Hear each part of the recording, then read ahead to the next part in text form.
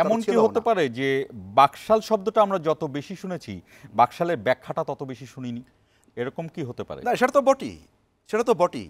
Even even even আপনি চতুর্থ সংশোধনী নিয়ে কথা বলছেন, চতুর্থ সংশোধনী নিয়েও তো কোনো আলাপ নাই।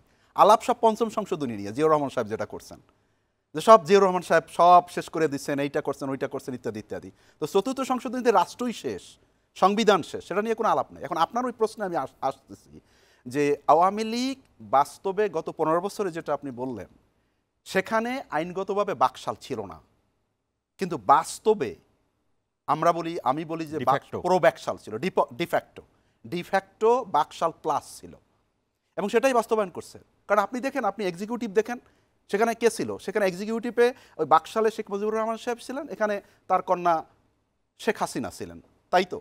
কারণ কোনো ব্যক্তি, আপনি দলের মধ্যে কি, she is the chief of the party, পার্লামেন্টের তিনি প্রধান, সংসদীয় নেত্রী তিনি, এরপরে তিনি প্রাইম মিনিস্টার, সব ক্ষমতা তার হাতে।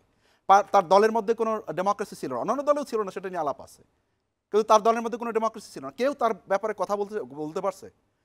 কোনো নেতার কথা বলতে পারছে? ইভেন আপনাকে আমি একটা উদাহরণ দিই, তত্ত্বাবধায়ক সরকার ব্যবস্থা যখন বাতিল হয়, সেই রাতে চিরঞ্জিত সেনগুপ্ত স্পষ্ট করে বলছেন যে আমরা এটা বাতিল করব না। পরে সেটা তার একক সিদ্ধান্তে বাতিল হয়ে গেল। এবং বাংলাদেশের ইতিহাসে কোনো নেতা, বাংলাদেশে এর আগেও স্বৈরাচার আসছে আমরা দেখেছি, কিন্তু একাডেমিক্যালি পলিটিক্যাল সায়েন্টিস্টরা বলেননি যে ওয়ান ম্যান রুল অথবা ওয়ান পার্সন রুল।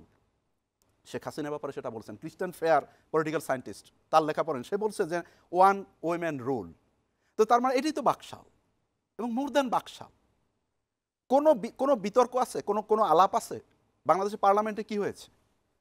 পার্লামেন্টে কি হয়? আপনি একটা বিল পার্লামেন্ট উত্থাপন করবেন, সেটা first reading, second reading, third reading, committee পর্যায়ে যাবে, আবার তারপরে সেটা পার্লামেন্টে আসবে, সেটার উপরে ডিবেট হবে, ডিসকাশন হবে, সেখানে সরকারি দল থাকবে, বিরোধী দল থাকবে, সরকারি দল তাদের পক্ষে কথা বলবে, বিরোধী দল বিপক্ষে কথা বলবে। এখানে কোনো বিরোধী দলই তো ছিল না। জাতীয় পার্টি কি বিরোধী দল ছিল?